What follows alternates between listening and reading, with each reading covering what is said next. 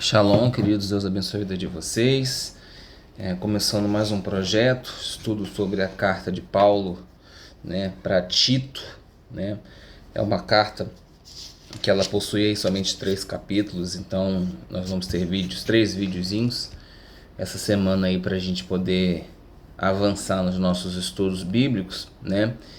E a carta já começa falando ali, né, que Paulo, que é emissário de Jesus, o Messias, né, é enviado para promover confiança e conhecimento da verdade que conduz à piedade, né? Ou seja, traduzindo tudo isso, obediência baseada na fé, aquilo que ele já tinha descrito lá em Romanos no capítulo 1, versículo 5, tá? E a gente já bateu aqui conversando sobre diversas cartas, sobre diversos textos da Bíblia, que o que Deus deseja da gente é uma obediência baseada na confiança. É a gente confiar em Deus, a gente ter fé em Deus ao ponto da gente obedecer sem questionar, né? É diferente de uma obediência porque eu tenho que obedecer porque senão eu vou para o inferno, eu tenho que obedecer porque meu pastor mandou, eu tenho que obedecer porque Deus está mandando aqui, enquanto meu coração não está ali, né? É muito similar com o desenho da oferta. A oferta, quando a gente faz, né? Na época do lado de Moisés, na época em que os sacrifícios de animais eram ativos, você poderia muito bem pegar um animal e ir lá e dizer que estava arrependido e acabou. Mas se seu coração não tivesse ali, não teria sentido, não faria sentido. A mesma coisa é a oferta. Se você oferta sem seu coração estar alegre em fazer aquilo, também não tem fundamentação. Então a gente sempre brinca que o Novo Testamento ele é mais difícil do que o Velho Testamento, porque ele envolve amor. Ele envolve a gente fazer as coisas por amor e não por legalismo, e não pela legalidade. E essa carta ela é escrita para Tito, tá? Tito ele era um gentio, tá? Não judeu. Ele era um colaborador de Saulo, né? Acompanhou Saulo em algumas vezes, inclusive a Jerusalém, né? Em Gálatas no capítulo 2. Paulo fala a respeito disso, né? A respeito de Tito estar com ele. E ele desempenhou diversas tarefas, vocês podem consultar em 2 Coríntios capítulo 2, versículo 3, vocês podem conferir no capítulo 7, versículo 6 ao 8, também ali até o versículo 23, a gente tem ali essa fala, no capítulo 12, versículo 18, 2 Timóteo 4:10, então nós temos aí as atribuições que Paulo deu para Tito, tá? E é interessante, eu não sei como está a versão de vocês, mas a minha versão está escrita assim, no versículo 3.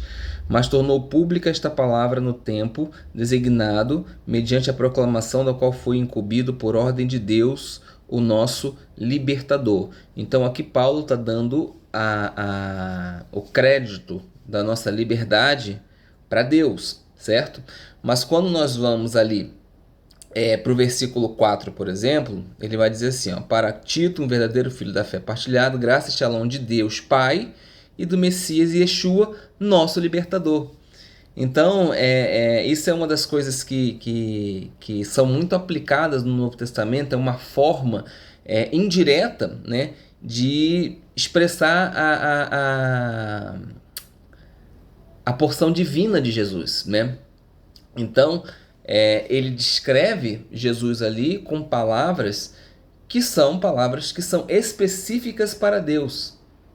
Então, como por exemplo, deixa eu pegar aqui um exemplo simples para a gente. Eu sou o Juliano Gama Ferreira, né? Talvez tenha alguém no mundo que tenha o mesmo nome e os mesmos sobrenomes, mas isso são características minhas. Então, quando eu pego, por exemplo, isso é exemplo, pelo amor de Deus, tá, gente? Exemplo. Eu pego e chamo Deus dizendo que ele é um Gama Ferreira, e depois eu utilizo o mesmo nome para mim, é uma forma indireta de mostrar a divindade. Então, o Novo Testamento faz muito esse tipo de técnica, né? De ensino, tá bom? Que o judeu certamente entendeu aquilo que estava sendo descrito, tá bom? E aí, esse primeiro capítulo ele vai falar muito a respeito da questão dos líderes, né? Como é que Paulo havia solicitado a Tito que escolhessem os líderes ali da região de Creta, tá? Na Grécia. Então, uma das coisas que ele deixa bem claro é que o homem tem que ser casado com uma só mulher, ou seja, ele tem que ser fiel à sua esposa, né? Ele tem uma descrição a respeito disso lá em 1 Timóteo, tá? No capítulo 3, mas em Tito é interessante que quando ele fala dos filhos, ele não fala dos filhos simplesmente que não devem ser rebeldes, ele deixa bem claro, os filhos têm que ser crentes. Crentes, os filhos dos líderes precisam ser crentes, tá? Então, assim, a exigência não era que o líder tivesse filhos, né?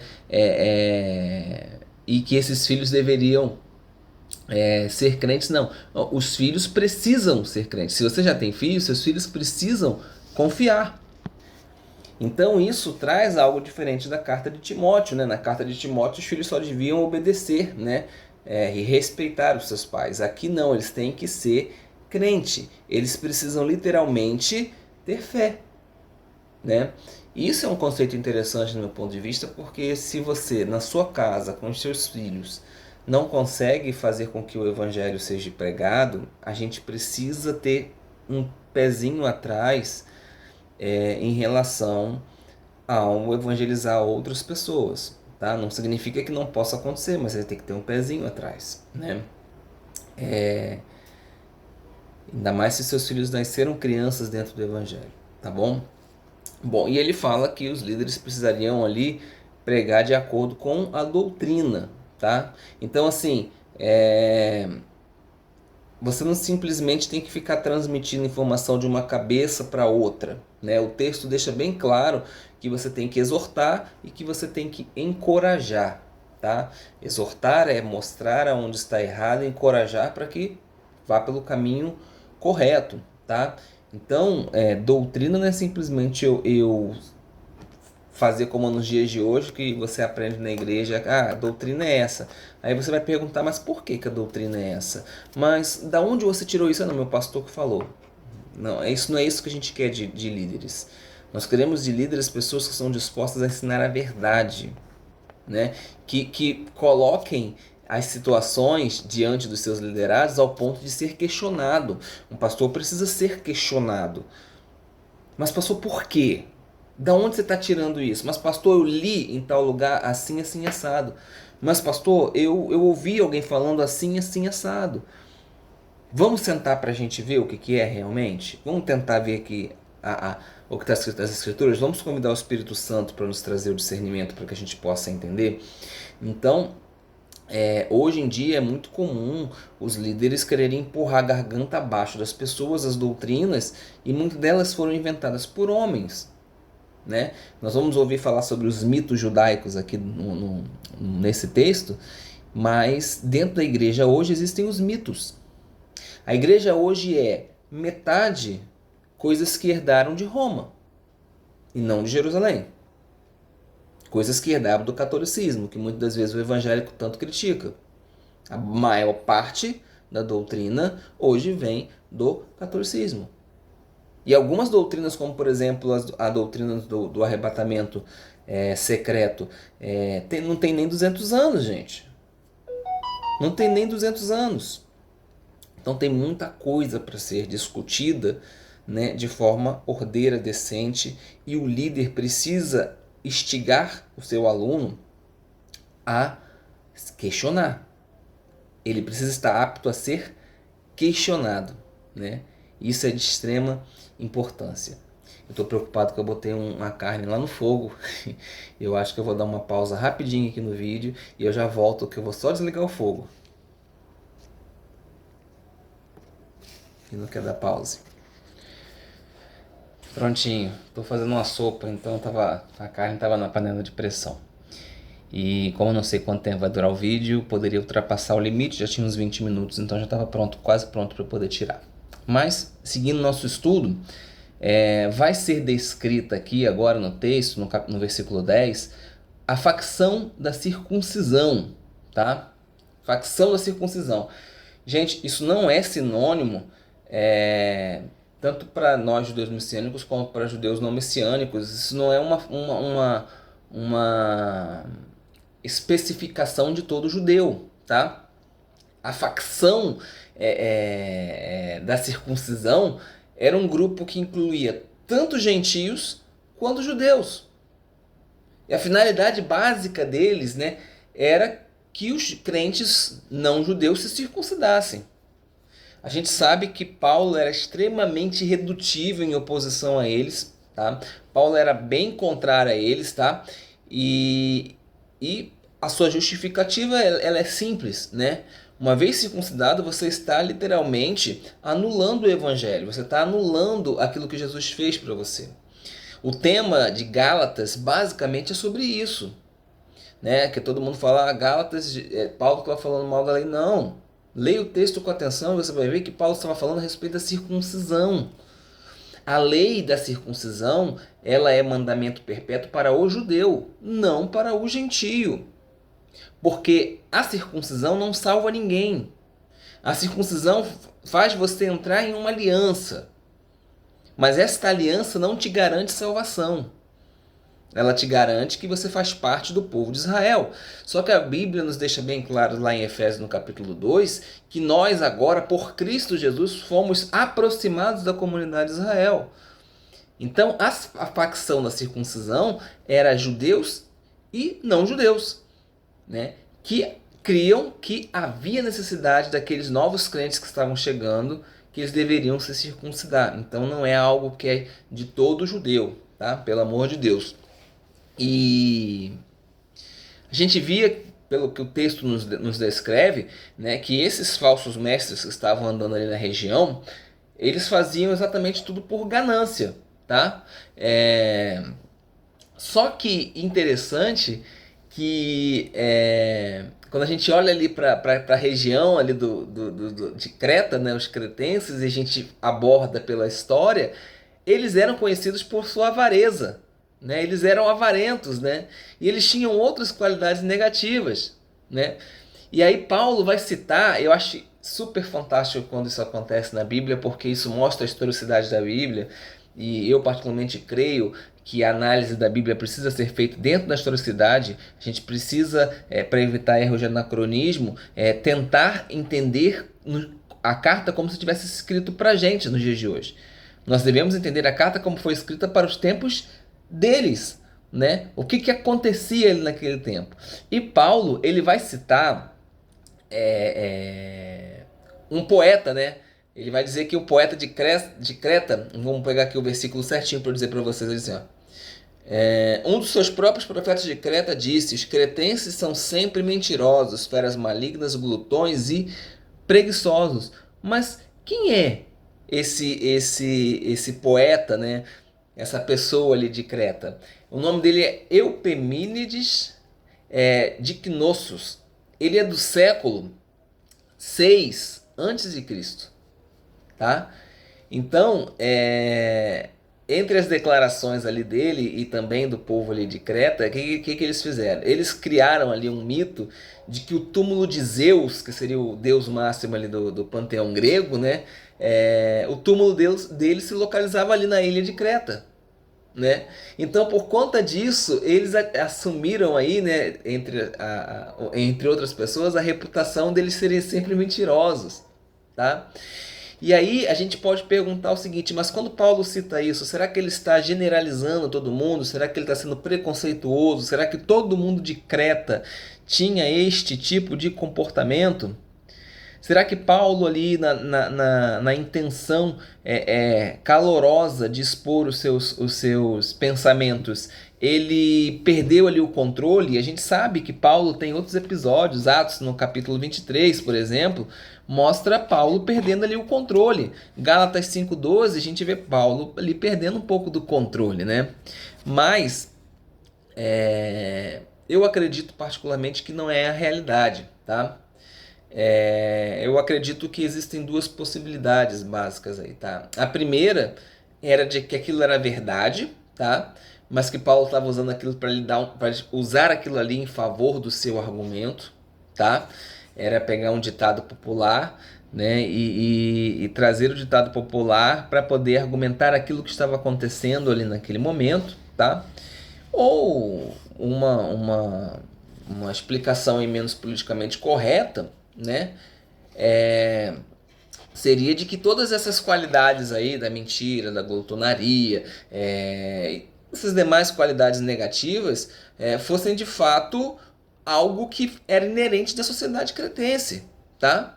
Então, mesmo que fosse da comunidade de Creta, não necessariamente seriam todos os cretenses. Eu vou dar um exemplo para vocês aqui muito simples, tá? Por exemplo, o povo brasileiro tem fama de ser um povo corrupto. E a gente sabe que existe corrupção em todos os âmbitos, inclusive dentro da igreja. Não é só lá no Congresso Nacional. Então, a partir do momento que eu digo que o povo brasileiro é corrupto, não necessariamente eu estou dizendo que você é.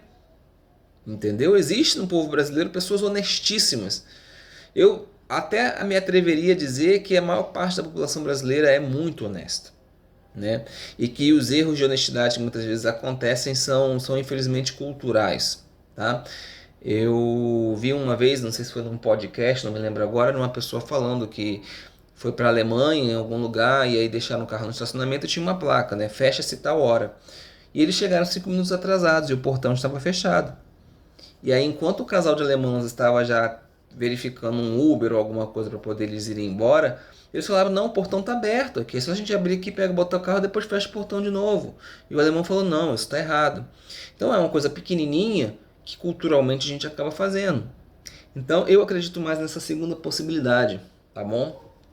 E no versículo 14, ele vai falar que essa comunidade ali, essa turma que estava ali bagunçando o coreto ali de Creta, eles usavam muito a questão dos mitos judaicos, tá?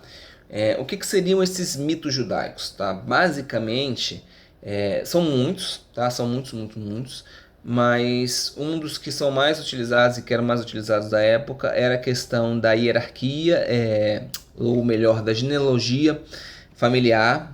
Então, assim, você é mais importante porque você consegue fazer uma ligação pela genealogia até Abraão, por exemplo. Então, isso te torna um pouco mais importante do que os outros, tá? Então, o judaísmo em si não tem necessariamente essas coisas, tá? Isso faz parte de grupos, assim como nós hoje temos grupos também dentro dos evangélicos, dentro dos católicos, e cada um tem ali uma visão diferente, tá? Isso não fazia parte de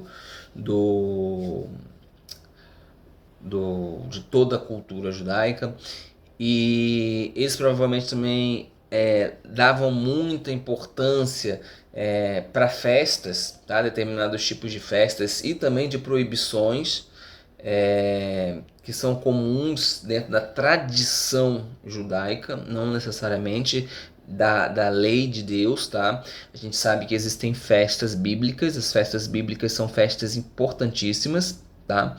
E nós temos que ter respeito pelas festas bíblicas e, se possível for, vamos comemorar as festas bíblicas. Mas existem outras festas, existem outros jejuns. Então, eles colocavam muita importância nisso, cometendo um erro de anacronismo aqui já, trazendo para o dia de hoje, seria mais ou menos assim, se você não fizer isso, você vai para o inferno, se você fizer isso, você não vai ter salvação, tá? Então, eram basicamente em relação a essas questões aí, tá? E aí, para a gente partir para finalizar, o versículo 15 diz assim, ó, para as pessoas puras, tudo é puro, mas para os impuros e sem confiança ou sem fé, nada é puro. Até mesmo a mente e a consciência deles foram corrompidas. Isso aqui é um versículo chave dentro do judaísmo messiânico, porque a gente pode pensar o seguinte, será que tudo é puro seria abolir as leis que nós chamamos de taharotos, que seriam as leis de pureza ritual, né? As leis que estão encontradas escritas na Santa Torá, né? E também algumas que são descritas na lei oral. Será que este versículo está anulando isso, né? Ou será que a gente tem que entender isso de forma metafórica, né? Puro e corrompidas aí sendo levadas num sentido espiritual, né? Que não tornariam necessariamente as leis de Taharot sem efeito, tá? Eu acredito muito nesta condição, tá? Aqui estás falando um paralelo entre mente e consciência como mais importante. Uma das dificuldades que o não-judeu tem em relação à lei é não compreender que a lei existe hierarquia nela, tá? Então, por exemplo, eu sempre uso esse exemplo. Você ficou preso na selva, e aí você é um adventista do sétimo dia, ou então você é um judeu, e aí depois de um mês sem você comer nada, só bebendo água suja de coisa, você chega num lugar onde tem uma casinha. E você chega e pede, pelo amor de Deus, eu preciso comer alguma coisa. E o dono da casa fala, olha, eu só tenho porco, que eu assei aqui agora. E aí? Você comeria ou não comeria? A vida é mais importante do que a pureza ritual. Deus, na minha visão, não estou dizendo que essa visão é a visão correta, mas é na minha visão, tá? Deus quer que nós nos mantemos puros. Porque diversas vezes na lei ele fala que essa lei é dada para o natural da terra e para o estrangeiro que vive no meio de vós.